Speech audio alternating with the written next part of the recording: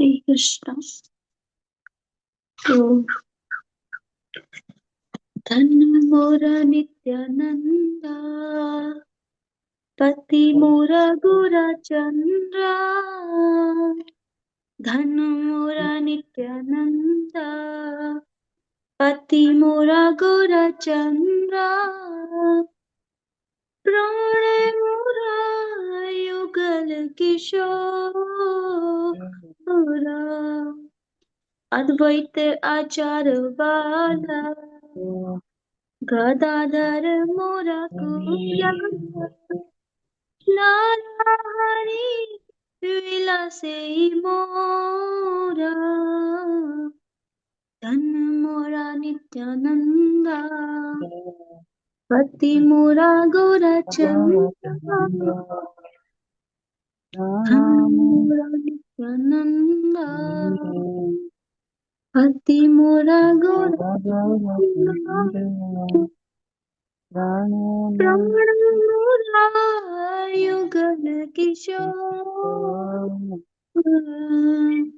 वैष्णवर पद धूली। ताहि मोरा स्नान केली, तर्पण मोरा वैष्णवेर नाम। विचार करिय मन, भक्ति रस आस्वादने। माध्यस्थ श्री भगवत पुराण। विष्णुवर उच्चिष्ट, तारे मोर मन निष्ठा। विष्णुवरे नमस्तु उल्लास, वृंदावन च पुत्रा। ताहे मोरा मन घेरा, कहे दीना नरोत्तम दास। धन मोरा नित्यानंदा, पति मोरा गौरचंद्रा। प्राण मोरा युगल किशोर। हरे कृष्णा कृष्णा कृष्णा हरे हरे, हरे राम राम राम हरे हरे। हरे कृष्णा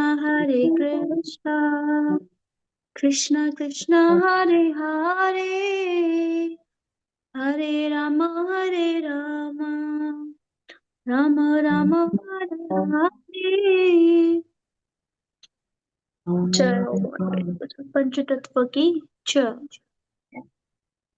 तो आज अद्वैत आचार्य जी का अप्रियंस डे है, जो सदाशिव और कौन बताएगा उनके बारे में?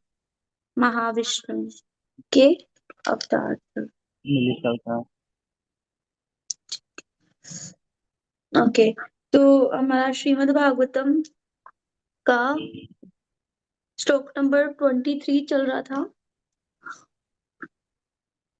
नमो विष्णुपदाय कृष्ण पृष्ठाय भूतले श्रीमते भक्ति वेदांत स्वामी नामिने। नमस्ते सरस्वती देवी गौरवाणी प्रचारिणे निर्विशेष शून्यवादी पाश्चात्य देशाचारिणे।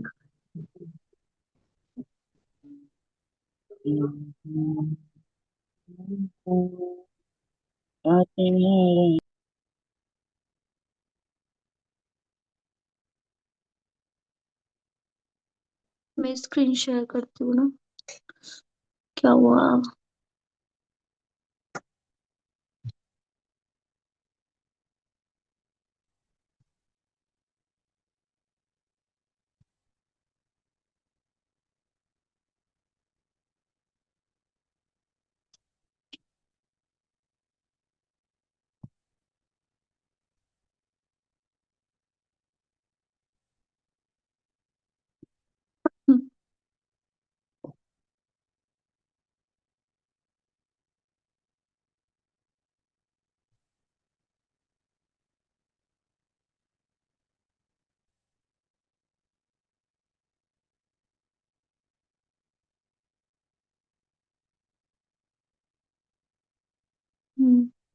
स्क्रीन शो हो रही है आप सबको?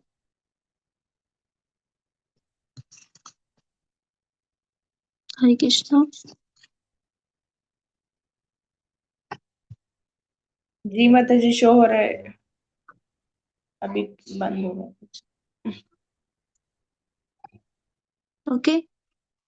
जी। हम्म।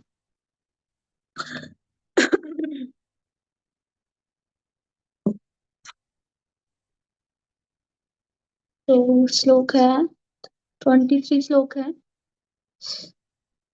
सत्वं रजस्त्वम् इति प्रकृते गुणास्ते युक्ता परपुरुष एक इहास्य धत्ते स्थितयादये हरिभिरञ्चिः हरेति संज्ञा श्रेयांसि तत्र खलु सत्त्वनृणाम् इषु सत्वं रजस्त्वम् इति प्रकृतेर्गुणास्ते युक्ता परपुरुष एक इहास्य दत्ते स्थिता यादये हरिभिरिञ्चि हरिति संज्ञा श्रेयांसि तत्र खलु सत्त्व नृणाम् स्वहु। तो इसमें बता रहे हैं, हिंदी अनुवाद है। दिव्य भगवान प्रकृति के तीनों गुणों सत्व रज तथा तम से अप्रत्यक्ष रूप से संबंधित है और वे भौतिक जगत की उत्पत्ति पालन तथा संहार के लिए ब्रह्मा विष्णु तथा शिव इन तीनों गुणात्मक रूपों का ग्रहण करते हैं। इन तीनों के रूप में से सत्व गुण के स्वरूप श्री विष्णु से सभी मनुष्य परम लाभ प्राप्त कर सकते हैं। तात्पर्य शिल प्रपात की जय। पूर्व में ये कहा गया है कि भगवान कृष्ण की भक्ति उनके पूर्ण अंशों के रूप में की जाए। उनकी पुष्टि इस कथन द्वारा होती है, भगवान श्री कृष्ण तथा उनके समस्त पूर्ण अंश विष्णु तत्व है। भगवान श्री कृष्ण से अलग अगला प्राकट्य श्री बलदेव का होता है। श्री बलदेव के पश्चात संकर्षण, संकर्षण के पश्चात नारायण और नारायण से दूसरे संकर्षण, तब इन संकर्षण से श्री विष्णु पुरुष अवतार का प्राकट्य होता है। श्री विष्णु अथवा सत्व गुण के विग्रह है, इस भौतिक जगत के पूर्व पुरुष अवतार है और क्षीरोदक्षाय विष्णु या परमात्मा नाम से जाने जाते हैं। ब्रह्मा रजस के विग्रह है और शिव जी तमस के विग्रह है। तीनों इस भौतिक जगत के तीनों गुणों के विभागाध्यक्ष है। श्री विष्णु के सत्व से इस सृष्टि का प्राकट्य संभव होता है। तो भगवान ने क्या करा है कि इस भगवान ने तीनों गुणों को इस्तेमाल करके क्या करा है, यहाँ पे प्रकट हुए हैं भगवान। तो यहाँ पे कह रहे हैं कि भगवान ने तीनों गुणों में ही उन्होंने क्या करा है, भगवान तीनों गुणों से अप्रत्यक्ष रूप में होते, यानी कि तीनों गुणों में स्थित रहते हैं लेकिन उनको प्रभावित नहीं करता भगवान को तीनों गुण। ठीक है, समझ आ रहा है? तीनों गुणों में रहते तो है। प्रकृति गुणास्ते, प्रकृति की इति रजस तम सत्व रजस और तम इति प्रकृति गुणास्ते, यानी कि इस प्रकृति के तीन गुणों में रहते तो है लेकिन प्रभावित नहीं होते। जैसे अ, भगवान इन तीन गुणों को संभालते हैं एक तरह से। जैसे रजोगुण में जो भगवान के जो है ब्रह्मा जी, वो संभालते हैं। और सतोगुण में विष्णु जी और तमोगुण में शिव जी। तो ऐसे तीनों गुणों में होते हैं। तो जैसे और भगवान इनमें रहते हैं, लेकिन भगवान इस प्रकृति में आकर जो इस प्रकृति में जो जीव रहते हैं, जो तमोगुण में रहते हैं, सतोगुण में रहते हैं और रजोगुण में रहते हैं, इन तीनों में से निकालने के लिए भगवान ये तीन अवतार लेते हैं। जैसे ब्रह्मा जी उनका ही एक्सपेंशन है, और शिव जी है और विष्णु है। ये तीनों, यानी कि इन तीनों प्रकृति से में से तीनों गुणों से निकालने के लिए ये उन्होंने ये लिया है। मतलब इन तीनों गुणों का इस्तेमाल करते हैं भगवान। जैसे सत्व गुण में विष्णु जी हैं, रजोगुण में ब्रह्मा जी हैं, और तमोगुण में शिव जी हैं। और ये क्या करते हैं, इनकी अध्यक्षता करते हैं। जैसे एक आपको सबको पता ही है कि जैसे पीएम होता है प्रधानमंत्री के अंडर में कितने सारे होते हैं ना, वो सारा कार्य करते हैं। कंपनी होती है, कंपनी का मालिक होता है, और बहुत सारे उसके एजेंट होते हैं ना, उसमें कार्य करते हैं। तो इस तरह से भगवान मेन है, कृष्ण है। अब और ब्रह्मा जी क्या है, वो तो जीव तत्व है ना। तो वो लोग, वो भी तो ब्रह्मा जी, कृष्ण कृष्ण से ही तो आए ना ब्रह्मा जी, लेकिन वो तो जीव तत्व है। लेकिन वो क्या करते हैं, इसमें हमें कंट्रोल करते हैं। वो उससे प्रभावित नहीं होते, बल्कि वो कंट्रोल करते हैं इन तीनों गुणों को।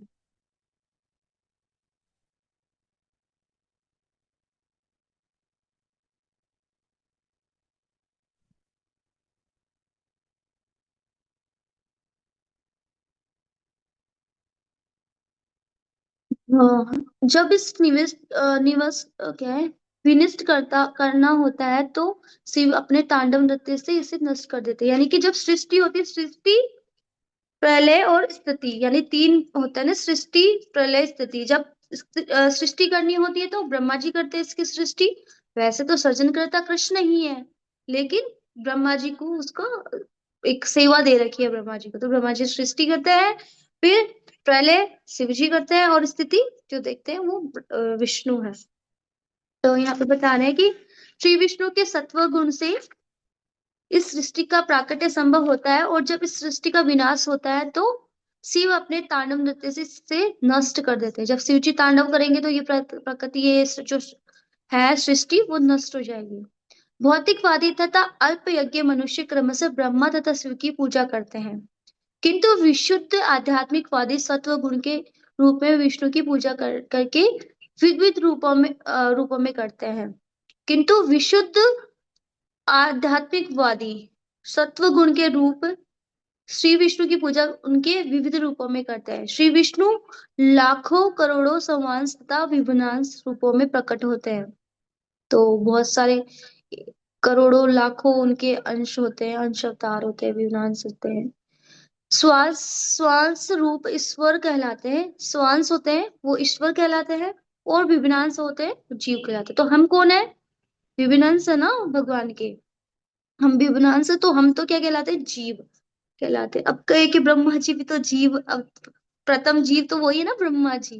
तो वो तो ब्रह्मा जी के, तो वो भी, उनको कैसे हमारे लेवल पे ले ले, लेकिन वो उनका मतलब उन्होंने एक सृष्टि बनाने के लिए उन्होंने उनको प्रथम जीव बनाया, विष्णु जी को, और सॉरी ब्रह्मा जी को।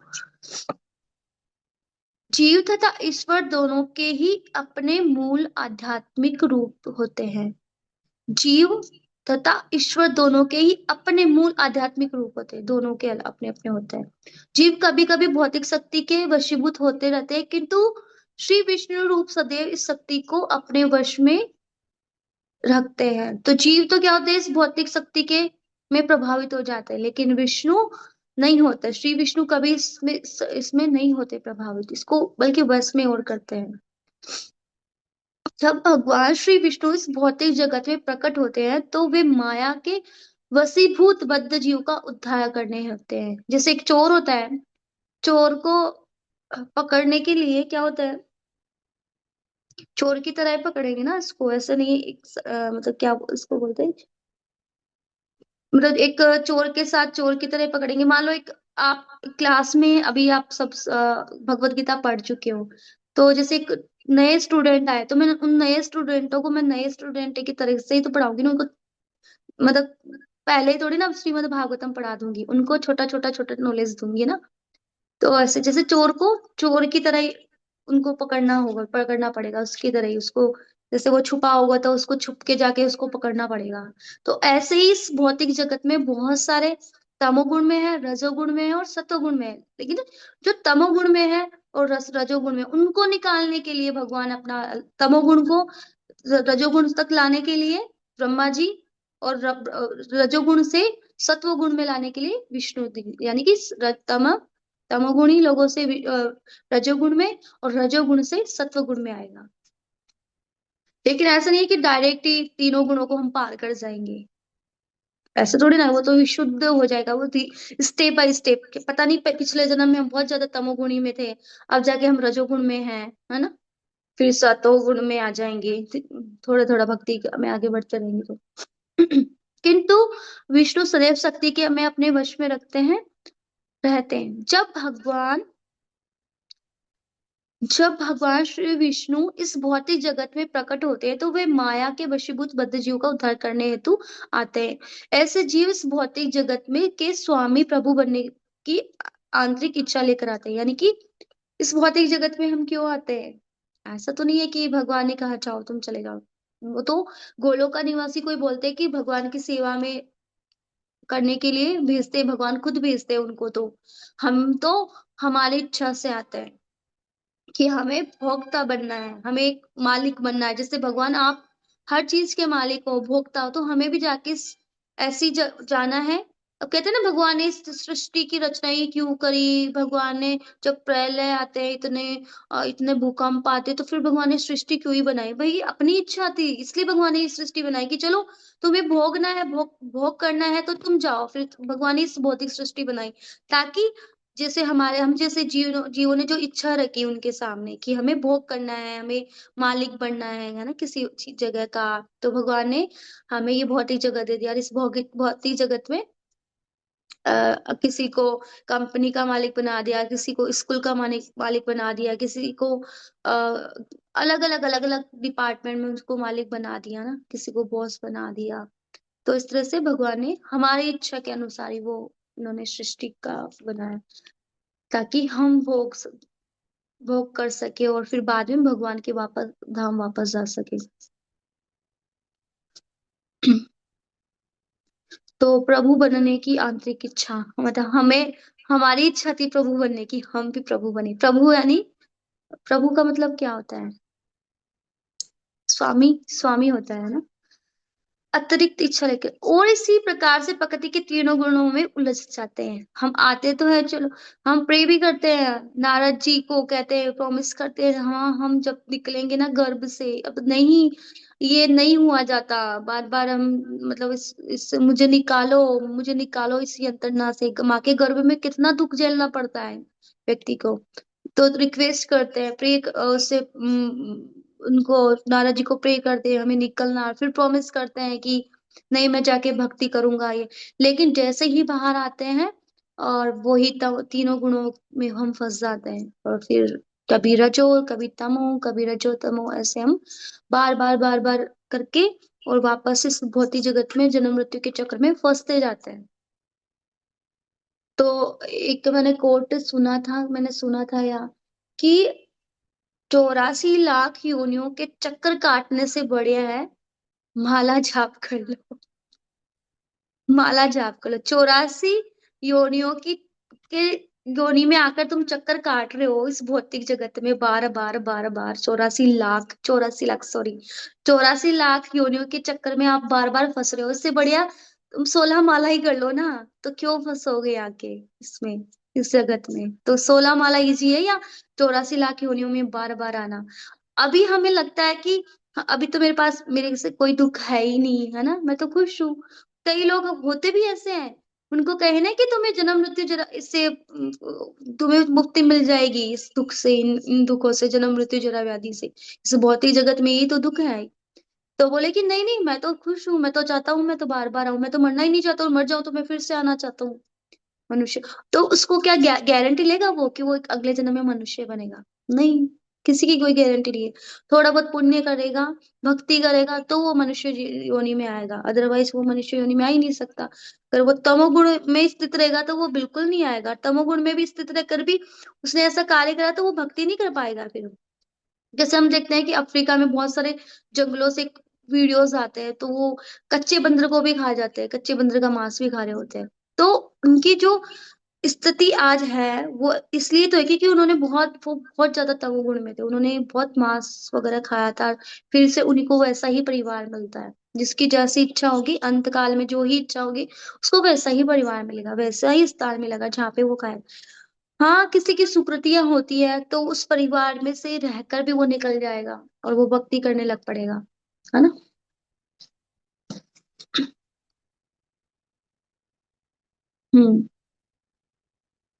फलस्वरूप जीव को विविध अवधि का बंदी जीवन बिताने हेतु अपना भौतिक आवरण परिवर्तन करते रहना पड़ता है।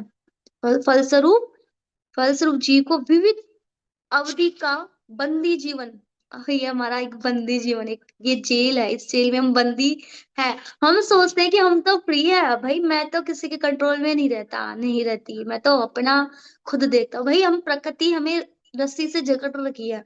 आपको है कि नहीं, मैं तो तमोगुण में हूँ, तमोगुण, तीन रस्सियां होती ना, रजोगुण की, तमोगुण की और सतोगुण की, लोहे की, चांदी की और सोने की। बट है तो रस्सी, अगर आप सतोगुण में भी हो, आप मांस वगैरह नहीं खाते हो, आप कुछ गलत कार्य नहीं करते हो, बोले कि हम तो सतोगुण की रस्सी, लेकिन रस्सी तो है, बंधे तो हो ही ना, बंधे तो हो ही, ऐसा नहीं कि आप बंधे नहीं हो। हम्म,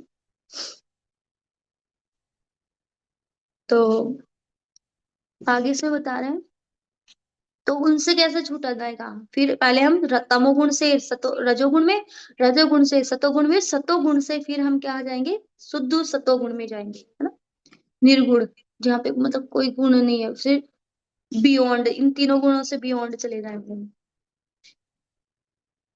यह भौतिक जगत रूपी बंदी ग्रह है, भगवान के आदेश से ब्रह्मा द्वारा सर्जित किया गया है, बंदी ग्रह। ये भौतिक जगत क्या है, बंदी ग्रह है, बंदी जेल है, जेल, जेल है। इसके जेलर कौन है, तीन गुण, तीनों गुणों जो, तीन गुण है ना जो हमें नचा रही है, जेलर है। और आई थिंक इनको ही बोलते होंगे जेलर, मुझे याद नहीं, बट हम बंदी है इसमें। हम सोच रहे हैं कि हम तो आजाद है, नहीं नहीं, हम बंदी है इस भौतिक जगत में, जन्म मृत्यु के चक्र से बंध गए हम, इस भौतिक जगत में है तो जन्म मृत्यु के बंधन से बंधे हुए हैं। हमारा जो पाप का बीज है ना, वो बार बार हमारे जो पाप करने की प्रवृत्ति होती है ना, वो हमारी जाती ही नहीं है, हम कितना ही कर ले।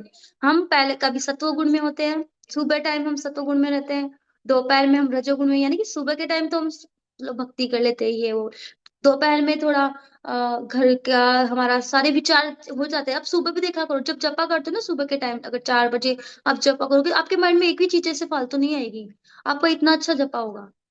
लेकिन आप जैसे ही 8-9 बजे ना, उसके बाद आपका जपे में, जपा में ये कर लूं, वो कर लूं, ये घर, वो कार्य, वो ये वो आता रहेगा। रात को फिर अजीब अजीब से ख्याल आएंगे, तो यही है, तमोगुण आ जाता है रात तक। तो क्या है, इस बंदी ग्रह में भगवान के आदेश से ब्रह्मा जी द्वारा सृजित किया गया ये बंदी ग्रह है। और एक कल्प के अंत में शिव जी द्वारा ये वस्तु ये नष्ट कर दी जाएगी, यानी कि शिव जी ने तो इसको बनाया, इस सृष्टि का निर्माण करा, और शिव जी क्या करेंगे, ब्रह्मा जी ने तो सृष्टि का निर्माण करा भगवान के अध्यक्षता में, और फिर इसने, शिव जी जब प्रलय आएगा तो शिव जी कहते, मैंने सुना था बचपन में, और पता नहीं, नहीं है ऐसा, क्योंकि शिव जी की जो तीसरी आंख है ना, वो भक्ति के लिए है उनकी। तो मैंने सुना था कि जब भगवान की तीसरी आंख खुलेगी ना, तब प्रलय आएगा, भगवान तांडव करेंगे तीसरी आंख। लेकिन अभी कल परसों मैंने सुना था प्रभु जी के लेक्चर में कि तीसरी आंख उनकी होती है भक्ति के लिए, भक्तों को देखने के लिए, ऐसा कुछ सुना था, मुझे कंप्लीटली याद नहीं, बट ऐसा ही था उसमें, कि हम, बचपन में मैंने गलत सुना था, मुझे बाद में ऐसा हुआ कि तीसरी आंख का मतलब ये नहीं है कि प्रलय आ जाएगा जब तीसरी आंख खुलेगी। तो वह विष्णु के द्वारा उसी प्रकार संपन्न किया गया जिस प्रकार राजसत्ता द्वारा बंदी गृह की देखभाल की जाती है।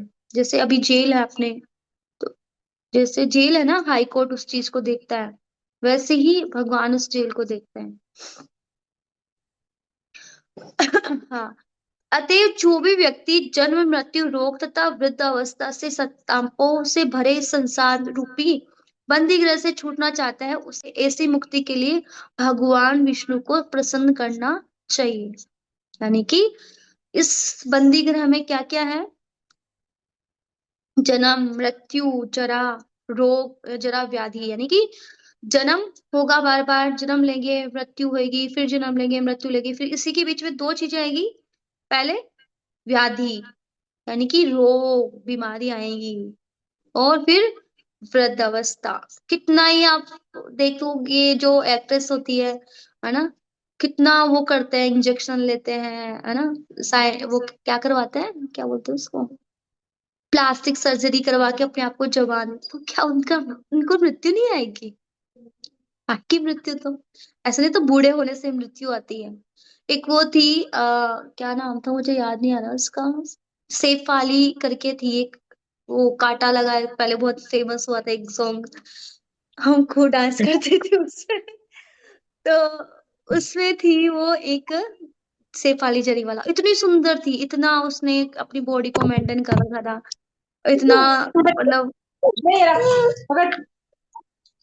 कर रखा था। और वो मतलब कैसे एकदम से चली गई। तो उसने लोग सोचते हैं कि मृत्यु तभी आती है जब बूढ़े होते हैं। तभी तो कहना ना भक्ति करेंगे बुढ़ापे का है। भाई आपने बुढ़ापा कब देखा? देखा आपने बुढ़ापा? मुझे तो नहीं लगता मैं अपना बुढ़ापा भी देख पाऊंगी। नहीं लगता। कई लोग हैं चले जाते हैं ऐसे बिना बुढ़ापा देखे। तो यही है।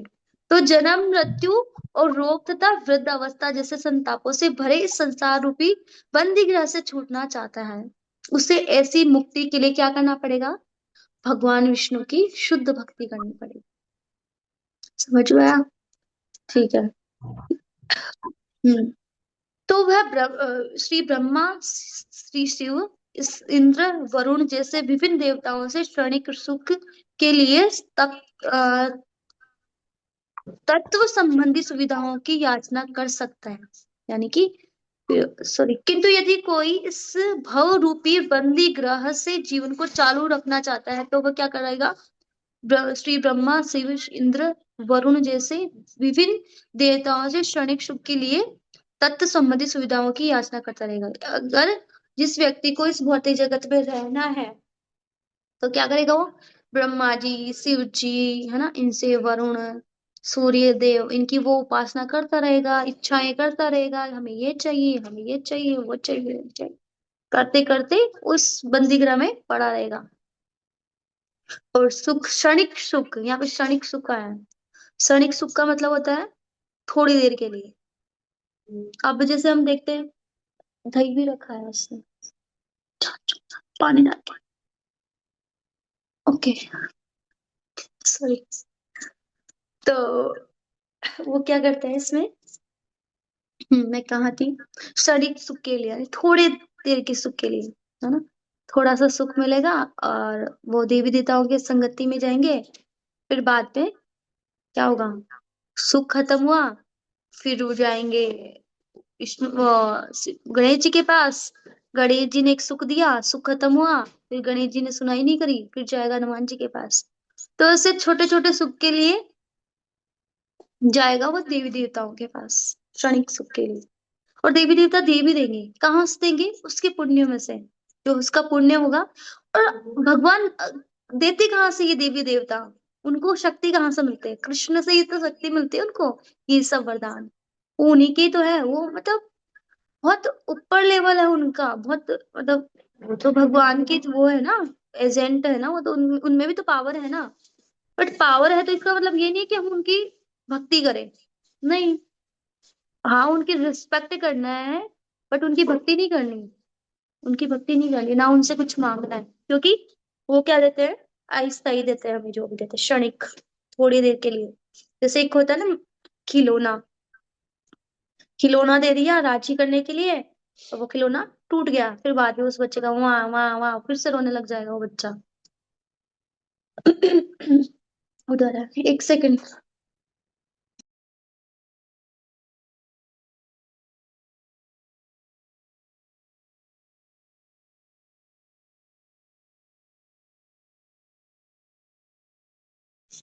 तो जब वो खिलौना टूटा और वो वापस से उसका रोना स्टार्ट।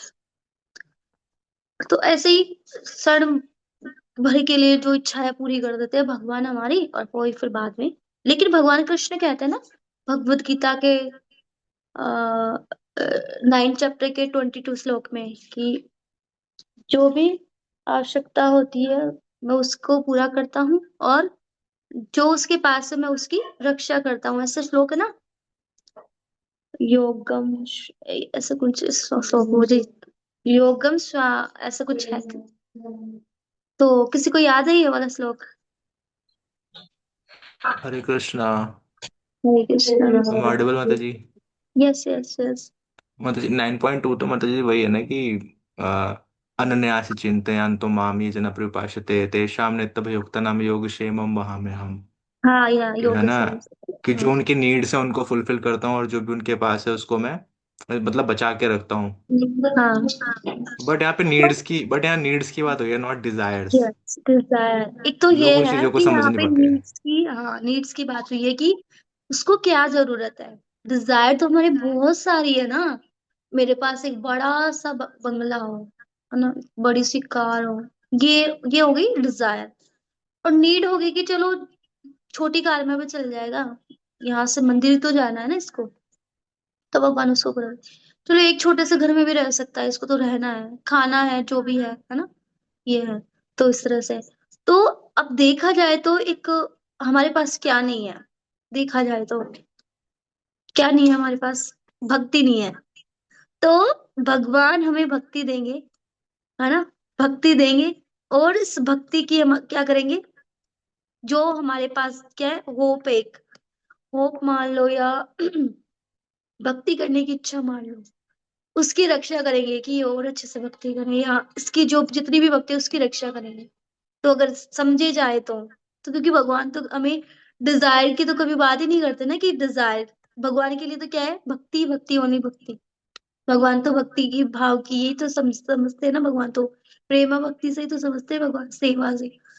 तो भगवान क्या करेंगे, हमारे पास जो चीज नहीं है ना, जिसकी हमें आवश्यकता है, तो मोस्टली देखिए जीव को किसकी आवश्यकता होती है, भक्ति की तो आवश्यकता होती है ना।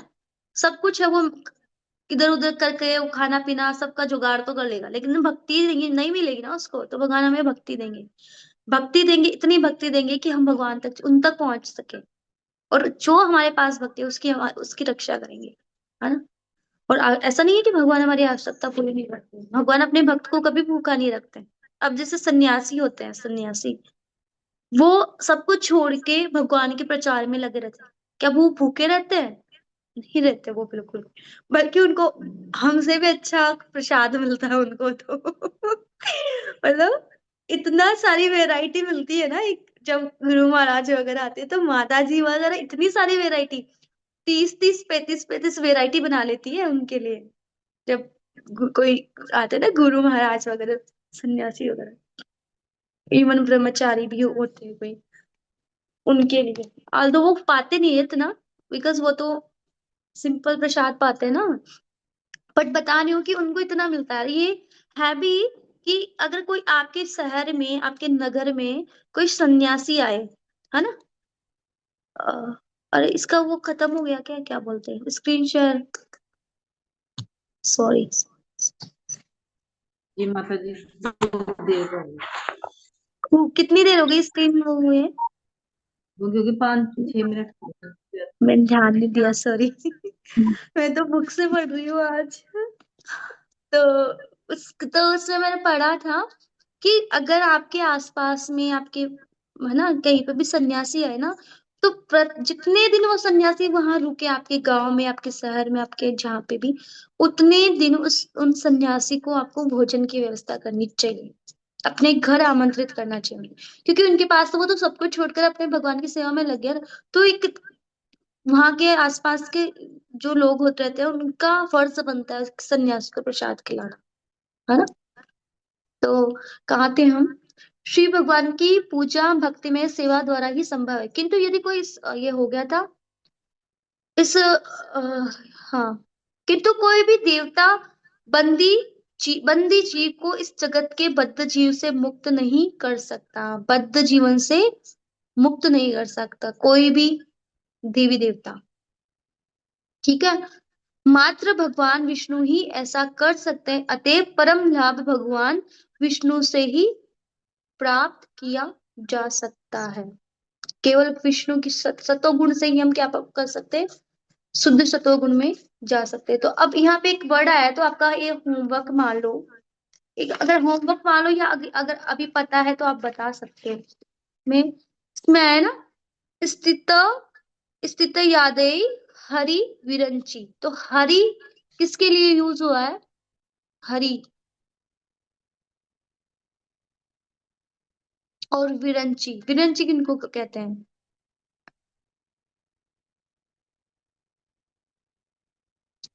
विरंची ब्रह्मा जी को कहते हैं विरंची, है ना। और हरि जो वर्ड यूज हुआ है वो शिव जी के लिए हुआ है। शिव जी को बोलते हैं ना हर हर महादेव, हर हर। हम्म, तो एक हरा एक शक्ति भी होती है भगवान की, अलादनी शक्ति, और हरि यहाँ पे जो वर्ड यूज हुआ है ना, वो हुआ है भगवान के लिए, है ना। शिव जी के लिए हर हुआ है हरि, और विष्णु जी के लिए हुआ है हरि, और शिव के लिए वो सॉरी हर हुआ है, हर हर महादेव बोलते हैं ना, हर हर महादेव। तो ये हर शब्द हम्म, यूज हुआ है शिव जी के लिए, और हरि भगवान विष्णु के लिए, और विरंची हुई है ब्रह्मा जी के लिए। तो आपका होमवर्क है ये, ब्रह्मा जी को विरंची क्यों कहा गया ना, इसको ढूंढना, ब्रह्मा जी का विरंची नाम क्यों पड़ा। तो ये इस श्लोक का होमवर्क है। नेक्स्ट श्लोक अभी कर लेते हैं। पूजा माता जी आप रीड करो ना नेक्स्ट श्लोक, हिंदी अनुवाद कर दो फिर तात्पर्य में बोलूं। स्क्रीन शेयर किया है माता जी आपने? हाँ हाँ, इसको नहीं, ऐसे करो। नहीं हुआ किया माता तो जी, वो माता जी वही तो मुझे दिख नहीं रहा इसलिए कुछ। नहीं हुई, एक सेकेंड। ये बंद कैसे हुई, मुझे तो ये नहीं समझ में आ रही। चैतन्या, इधर आओ। चे- चैतन्या, ओ कृष्णा, मेरे तो अब स्क्रीन शेयर का वही ऑप्शन ही नहीं आ रहा आज तो।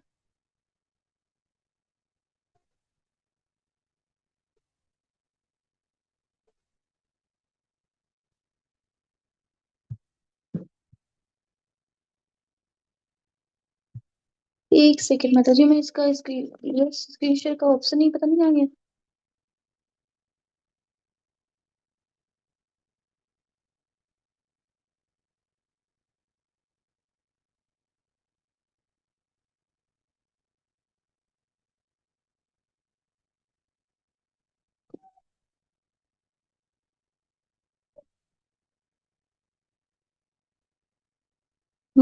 अब दिख रहा है माता जी? जी माता जी दिख रहा ये ओके। है। ये श्लोक को रीड करना है। 24। पार्थिवाधारुणो धूमस्तस्माद्दिग्निश्रीमयः तमसस्तु रजस्तस्मास्तसत्त्वं यद्ब्रह्म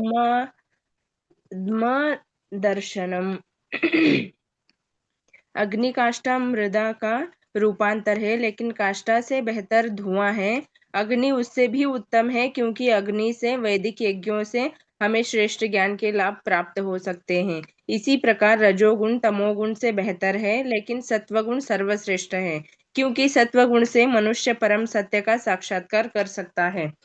तात्पर्य श्रील प्रभुपाद की जय। जैसे कि पहले कहा जा चुका है, माता जी भगवान की मैं करती हूँ ना भगवान साथ के साथ, हरे कृष्ण। जी माता जी। मतलब समझते भी रहेंगे ना थोड़ा, हम्म, क्योंकि पढ़ते हैं तो फिर थोड़ा ऐसा रहता है कि कुछ पढ़ा ही नहीं। तात्पर्य भाई श्रीपाद श्रीपाद कीजिए। जैसा कि पूर्व में कहा जा चुका है कि श्री भगवान की भक्ति सेवा से ही भौतिक जगत के बद्ध जीवन से छुटकारा प्राप्त किया जा सकता है। यानी कि केवल भगवान की भक्ति के माध्यम से। भक्ति में, भक्ति का मतलब क्या होता है? सेवा, है ना। प्रेम का मतलब भी होता है सेवा, प्रेमा भक्ति। प्रेमा भक्ति का मतलब होता है सेवा। भगवान की सेवा करके ही इस भौतिक जगत के बद्ध जीवन से छुटकारा पा सकता है ना। इसके आगे यह बताया गया है कि मनुष्य को सत्व गुण के पद तक ऊपर उठना होता है, जिससे वह श्री भगवान की भक्ति के योग्य बन सके। किंतु यदि वह प्रगति में बाधाएं आए तो समक्ष गुरु के निर्देश का तमस पद से धीरे धीरे सत्व पद पर ऊपर उठा जा सकता है। यानी कि वो गुरु के समक्ष जाएगा, उसको गुरु के पास जाना होगा। जब गुरु उनको क्या करेंगे, गुरु, गु का मतलब होता है अंधकार, रू यानी निकालने वाला, प्रकाश की ओर ले जाने वाला। गुरु जो हमें प्रकाश की तरफ ले जाए, वो होते हैं गुरु। तो उस अंधकार से हमें कौन ले जा सकता है, इस बहुत तमोगुणी अंधकार से हमें कौन निकाल सकता है, गुरु हमें निकाल सकता है।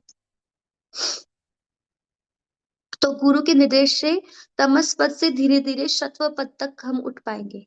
ठीक है, तमोगुणों से रजोगुण में लाएंगे, रजोगुण से हमें फिर वो सतोगुण में लाएंगे, तो फिर हम इसको भक्ति कर पाएंगे।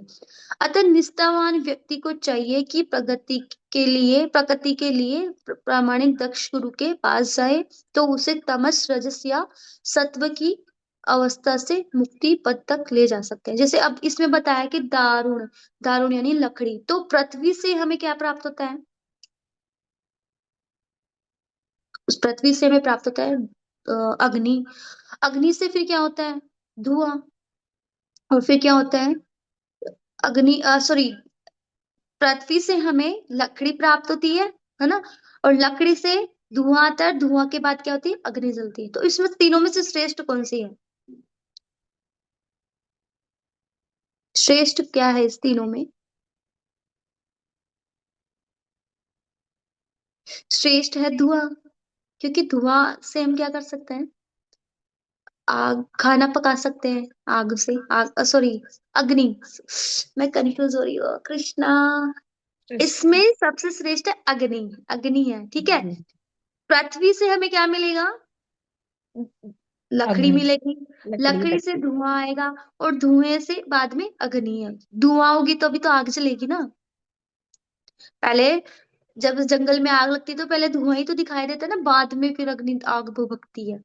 तो इसमें से इन चारों में से श्रेष्ठ क्या है, अग्नि, क्योंकि अग्नि का हम यूज कर सकते हैं किसमें, आग जला के हम क्या कर सकते हैं, गर्म कर सकते हैं, खाना पका सकते हैं, है ना। तब अभी सर्दियों में क्या कर सकते हैं, हम अपने आप को गर्म हीट कर सकते हैं, है ना। तो अग्नि का कार्य एकदम बेस्ट है, यहाँ पे अग्नि सर्वश्रेष्ठ है ना। यस, तो यहाँ पे श्रील प्रभुपाद जी बता रहे अग्नि का जो बेस्ट कार्य होता है, जैसा अभी प्रभु जी ने बताया, होता है वैदिक यज्ञों के लिए। यज्ञ में अग्नि का बहुत वो होता है, लाभ होता है, श्रेष्ठतम होता है, क्योंकि अग्नि से यज्ञ होता है, क्योंकि यज्ञ के बिना तो फिर अग्नि के बिना तो यज्ञ होगा ही नहीं ना। चाहे आप घी डालो कितना ही, जब आगे नहीं होगी तो घी, घी कहाँ, जब आग होगी तभी तो वो घी ज्यादा आग करेगा ना। जब पहले आग चाहिए ना, ऐसे थोड़ी ना घी डाल दिया तो फिर आग नहीं, आग जल जाएगी या पक जाएगा। जो जो भी हम सामग्री डालेंगे यज्ञ में, वो आहुति डालेंगे, वो पक जाएगी, उसके लिए हमें आग चाहिए होगी ना। कपूर डाल डाल डाल के हम देखते हैं, कपूर डाल डाल के उसको आग को ज्यादा वो करते हैं। तो इसमें श्रेष्ठ क्या है, आ, आग है, तू अग्नि है। तो ऐसे ही तमोगुण रजोगुण और सतोगुण में सबसे श्रेष्ठ है सतोगुण। ठीक है, सतोगुण, अब सतोगुण में रहेंगे तो हम क्या कर पाएंगे, भक्ति कर पाएंगे, तो श्री भगवान की भक्ति के योग्य बन सकते हैं। किंतु यदि प्रगति में बाधाएं आए तो क्या करना, ये तो हो गया, चलो। अतएव यह मानना एक भूल होगी कि पूर्ण पुरुषोत्तम परमेश्वर के किसी भी गुण या किसी भी रूप की पूजा करना समान रूप से लाभप्रद होगा। भगवान विष्णु के अतिरिक्त भौतिक शक्ति के वशीभूत होकर सभी विभिन्न प्रकट होते हैं। अतएव भौतिक शक्ति के विविध रूप जीव को सत्व के पद का ऊपर उठने में मदद नहीं देता। केवल सत्व अवस्था की ही मनुष्य को भगवत बंधन से मुक्त कर सकता है। यानी कि भगवान विष्णु के अतिरिक्त कोई भी भौतिक हमें कोई भी है ना विनाश, वो इस हमें इस भौतिक जगत के इस भवबंधन से छूटने में हेल्प नहीं कर सकता। केवल सत्व गुण ही हमें इस अवस्था से, मनुष्य को इस भवबंधन से ऊपर कर सकता है, सत्वगुण। तो सत्वगुण में ही होना बहुत इंपॉर्टेंट है। जीवन की अभ्यस्त अवस्था से निम्न पशु जीवन तमोगुण नियंत्रित होता है। मनुष्य की सभ्य अवस्था जिससे उसे नाना प्रकार के लाभों की कामना होती है, वो रजोगुणी अवस्था होती है। जीवन की असभ्य अवस्था या निम्न पशु जीव, असभ्य, असभ्य यानी जो बिल्कुल एक पशु की तरह पशुवृत्ति करते हैं ना लोग, दुपई दुपद पशु, द्विपद पशु, क्या करते हैं लोगों की तरह, जैसे न्यू ईयर पे थे पशु ही थे वो सारे, जो पार्टियां कर रहे थे, वो सारे ऐसे कार्य कर रहे थे जो उनको नरक की तरफ ले जाए। इतने गंदे गंदे कार्य हुए थे ना एकादशी के दिन। वो सारे पशु, और वो तमोगुणी है, वो सारे सारे तमोगुणी है, सारे तमोगुणी है। अगर आपने सुना हो उन प्रभु जी का एक बहुत अच्छा लेक्चर था, लेक्चर ना छोटा सा आया था वीडियो। कौन से प्रभु जी थे, बहुत बहुत अच्छा बोलते हैं वो प्रभु जी, नाम याद नहीं आ रहा मुझे उनका। तो वो सारे कार्य हुए थे कौन में, तमोगुण में हुए थे। वो तमोगुण है, पशु पशु जीवन जैसा मोहन रूपा प्रभु जी। हाँ तो वो है, तो वो असभ्य जीवन है। उनको ही तो, ऐसे लोगों को ही तो तारा था ना प्रभुपाद जी ने। तो मुझे लग रहा है कि आने वाले टाइम में इस गुड़गांव क्षेत्र में भी ऐसा ही होगा, ऐसा कुछ आएगा। ऐसे ही हमारे कोई गुरु होंगे जो उनको उद्धार करेंगे, जिसमें उन नाना प्रकार के लाभों की कामना रहती है ना। और रजोगुणी अवस्था में, यानी कि जिसकी कामनाएं होती है ना बहुत सारी, वो रजोगुण में होते हैं। इसी अवस्था में श्री भगवान की रंच मात्र अनुभूति हो पाती है, जो दर्शन कला तथा चारित्रिक एक नैतिक सिद्धांतों से युक्त संस्कृति के रूप में प्रकट होते हैं। किंतु तो इसमें रजोगुण में थोड़ा थोड़ा होगा, भक्ति भी करेगा वो, ऐसा नहीं भक्ति नहीं करेगा, वो दान पुण्य सब करेगा रजोगुण में। तमोगुण में तो बिल्कुल भूल ही जाएगा भगवान को, भूल भी जाएगा, नास्तिक भी होगा, और बिल्कुल अपनी इंद्रियों का भोग करेगा, वो इंद्र तृप्ति करेगा अपनी, केवल इंद्र तृप्ति, खुद के बारे में सोचेगा। बिल्कुल खाने का पता नहीं, सोने का पता नहीं, कुछ भी उसको पता नहीं रहेगा, वो क्या कर रहा है क्या नहीं कर रहा है, उसको कुछ कुछ भी नहीं पता होगा। वो सिर्फ इंजॉय इंजॉय इंजॉय इंजॉय करेगा। और रजोगुण में केवल उसके डिजायर्स होगी, बहुत सारी भौतिक लाभ होंगे, इच्छाएं होगी, भगवान को भी मानेगा, ऐसा नहीं मानेगा नहीं, भक्ति भी का भी होगा, लेकिन देवी देवताओं की करेगा, इच्छाओं पूर्ण करने के लिए। और इस में रंच मात्र हो पाती है, रंच मात्र यानी थोड़ा बहुत उसको रहेगा कि हाँ है भगवान कोई, जो दर्शन कला तथा चारित्रिक नैतिक सिद्धांतों से उपयुक्त संस्कृति के रूप में प्रकट होती है। किंतु सत्व गुण इससे भी उच्चतर है, सत्व गुण इससे भी उच्चतर है। और भौतिक गुणावस्था है जिसमें परम सत्य के साक्षात्कार में वास्तविक सहायता मिलती है। दूसरे शब्दों में श्री ब्रह्मा, श्री विष्णु तथा हर नामक अधिष्ठा देवों के विभिन्न विभिन्न पूजा विधियों तथा उनसे प्राप्त होने वाले फलों से गुणवत्ता में अंतर होता है, गुणवत्ता गुणात्मक अंतर होता है, गुणात्मक। दूसरे शब्दों में क्या है यहाँ पे, अरे स्क्रीन शेयर कैसे बंद हो जाता है,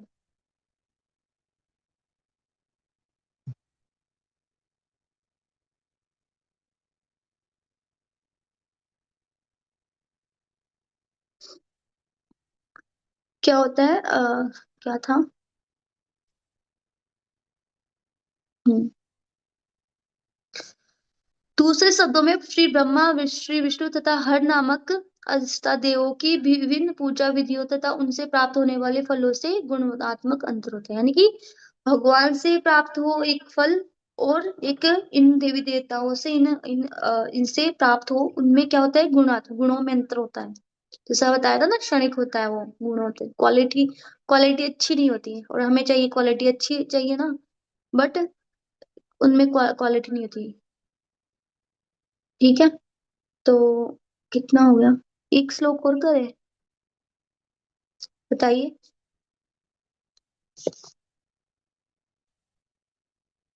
हरे कृष्णा, एक श्लोक और कर सकते हैं क्या? जी, ओके। तो ये है, तो जैसे मैंने एक और चीज सुनी थी कि जैसे तमोगुण रजोगुण और सतोगुण में तीन चीजें होती हैं। जैसे तमोगुण में रहने वाला क्या है, जो शहर में लोग होते हैं वो तमोगुणी होते हैं, गांव में होते हैं वो रजोगुणी होते हैं, है ना। और जंगल में होता है वो सतोगुण में होता है, जंगल में रहेंगे वो सतोगुणी रहेंगे वो, क्यों? क्योंकि वहां पे उनको डिस्टर्ब करने वाला कोई नहीं होगा, वो भक्ति अच्छी करेंगे, है ना। एकांत एकदम जंगल टाइप का, एकदम एकांत होना चाहिए वो एरिया, मंदिर का होता है ना, वो एकांत में देखते हैं। इस्कॉन के भी कई मंदिर ऐसे होते हैं कि एकांत में उनको ढूंढते ताकि जहाँ पे जोर शोर शराबा है। कि जाने वाला मंदिर में क्यों जाता है इंसान, पीस ढूंढने के लिए तो जाता है ना। तो मंदिर ऐसी जगह होनी चाहिए जहाँ पे मतलब एनवायरनमेंट बहुत अच्छा हो, है ना। तो एक शहर होगा, शहर तमोगुणी में होगा, वहां पे वही, है ना, चिल्लम चलती रहती है ना। सुभाष प्रभु जी को बड़ी हंसी आ रही है आज मेरी क्लास में।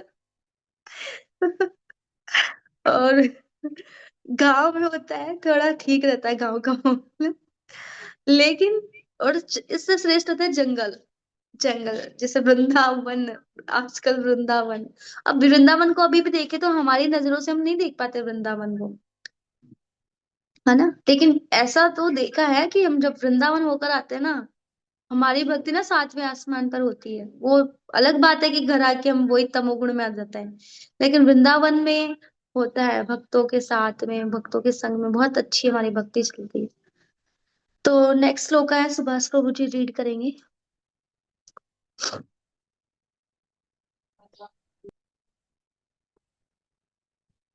25वां श्लोक। हरे कृष्ण माता जी, ये वाला मुमुक्षुभो हाँ मुमुक्षुभो घोर नहीं नहीं प्रभु रूपाणम जी, ऊपर वाला 25वां। भेजिरी मुनयो आग्रथे भगवन्तम् अधोक्षजं सत्वं विशुद्धं क्षेमये कल्पन्ते ये अनुतानहि। पूर्व काल में समस्त महामुनियों ने भगवान की सेवा की, क्योंकि वे प्राकृतिक के तीनों गुणों से परे हैं। उन्होंने भौतिक परिस्थितियों से मुक्त होने के लिए और फल स्वरूप लाभ प्राप्त करने के लिए पूजा की। लोग जो कोई इन महामुनियों का अनुसरण करता है, वह भी इस भौतिक संसार में मोक्ष का अधिकारी बन जाता है। तो तात्पर्य शिल्पपाद की जाओ। धर्मचरण, हाँ, धर्माचरण का उद्देश्य भौतिक लाभ प्राप्त करना या आत्मा और पदार्थ के अंतर का सरल ज्ञान अर्जित करना नहीं है। धार्मिक अनुष्ठान का परम उद्देश्य अपने आप को भौतिक बंधनों से मुक्त करना और इस दिव्य जगत में स्वतंत्रता जीवन पुनः प्राप्त करना है। तो कुछ लोग करते हैं ना कि धर्म कार्य भौतिक इच्छाओं के लिए करते हैं, अनुष्ठान वगैरह करते हैं, है ना। वो उनकी डिजायर होती है कि ये हो जाएगा, है ना, ये अनुष्ठान करते हैं, उनके पीछे उनकी डिजायर होती है। लेकिन यहाँ पे बता रहे प्रभुपाद जी की जो अनुष्ठान होते हैं ना, परम उद्देश्य अपने आप को भौतिक बंधन से मुक्त करना होता है। लेकिन लोग जो अनुष्ठान करते हैं बल्कि भौतिक बंधन से बंधने के लिए। अब कोई भी देख लो, कोई भी डिजायर है, कोई भी इच्छा होती है, कार भी ले लो, कार भी एक भौतिक बंधन का कारण है। हम उसको ले लिए और उससे अटैच हो जाते हैं ना बहुत ज्यादा अपनी कार से। यहाँ छोटी छोटी चीजों से हम अटैच होते हैं, मेरा फोन, मेरा ये, मेरा, यहाँ तक कि बेड की साइड भी मेरी है। यहाँ मैं सोती हूँ तो ये साइड मेरी है, मैं, मेरी साइड है ये, यहाँ मत सो।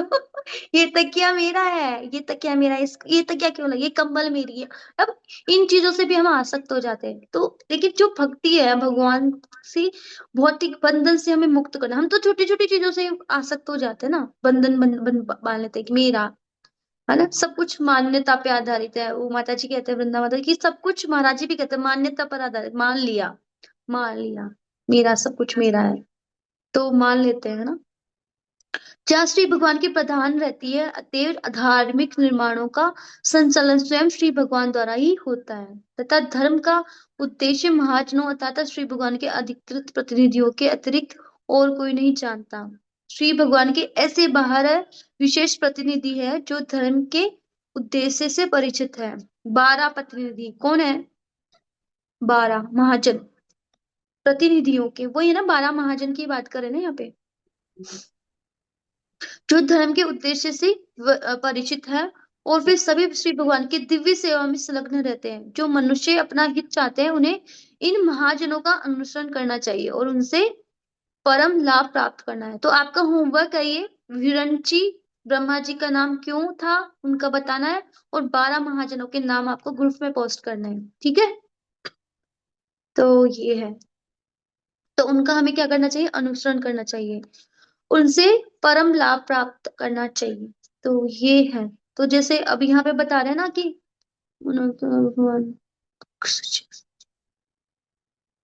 दिव्य गुणातीत, अदोक्षज, दिव्य गुणातीत, सर्वतम अस्तित्वम, विशुद्ध प्रकृति के तीनों गुणों से परे, विशुद्धम, विशुद्धम, जो विशुद्ध क्या होता है? तीनों प्रकृति के तीनों गुणों से ऊपर होता है। अब मान लो कि व्यक्ति है ना, भक्ति कर रहा है वो, मतलब एक तमोगुणी होगा, रजोगुणी होगा, एक सत्वगुणी होगा, उनके अलग अलग विचार होंगे, लेकिन एक विशुद्ध होगा, वो तीनों गुणों से परे होगा। वो क्या करेगा? हर चीज में भगवान को ढूंढेगा।